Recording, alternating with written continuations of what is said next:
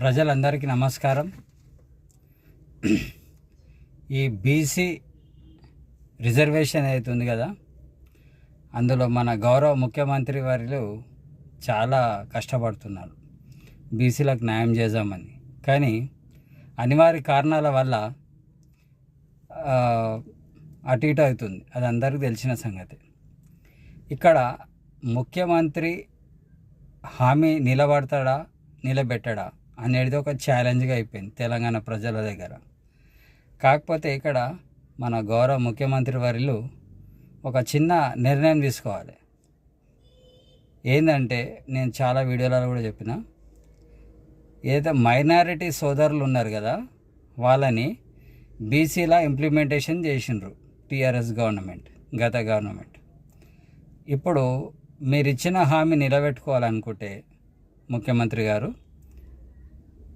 ఎవరైతే మైనారిటీస్ ఉన్నారు కదా, ఆ ఎంతైతే పర్సంటేజ్ ఉందో వాళ్ళని ఈ బీసీల నుంచి విభజించి మైనారిటీ కోట వాళ్ళ జనాభా ప్రకారం వాళ్ళకు రిజర్వేషన్ కల్పించి 42కు కాకుండా ఇంచుమించు మైనారిటీ పర్సంటేజ్ని తీసేసి బీసీలకి వెళ్ళి మైనారిటీలను తొలగించేసి అందులో 42కు దగ్గర రీచ్ అయిన బీసీ సోదరులందరూ కూడా తెలంగాణ వ్యాప్తంగా అందరూ హ్యాపీగా ఉంటారు.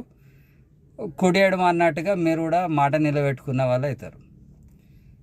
ముస్లిమ్స్ సోదరులందరూ బీసీలా కలవడం వల్ల ఒకటి రిలీజన్ కూడా చేంజ్ అయినట్టుంది, అందరు హిందువులే అన్నట్టు.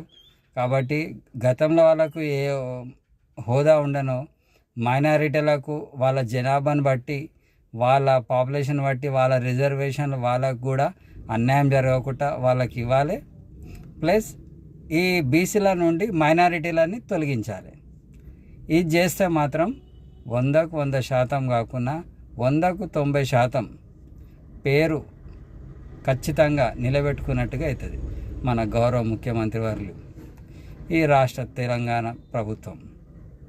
కాబట్టి ఈ విషయంపై నిపుణుల సలహాలు, మళ్ళా అందరి సలహాలు తీసుకొని ఈ నిర్ణయం తీసుకొని తక్షణమే ఆ జీవో అమలు చేసి మైనారిటీ సోదరులను బీసీలోకి వెళ్ళి తొలగించి వాళ్ళ రిజర్వేషన్ వాళ్ళకి కల్పించి బీసీ జనాభా పర్సంటేజ్ ఎంతైతే ఉందో కనీసం 42%కు దగ్గర కొద్దిగా కుడేయడం అన్నట్టుగా అమలు చేసేయండి.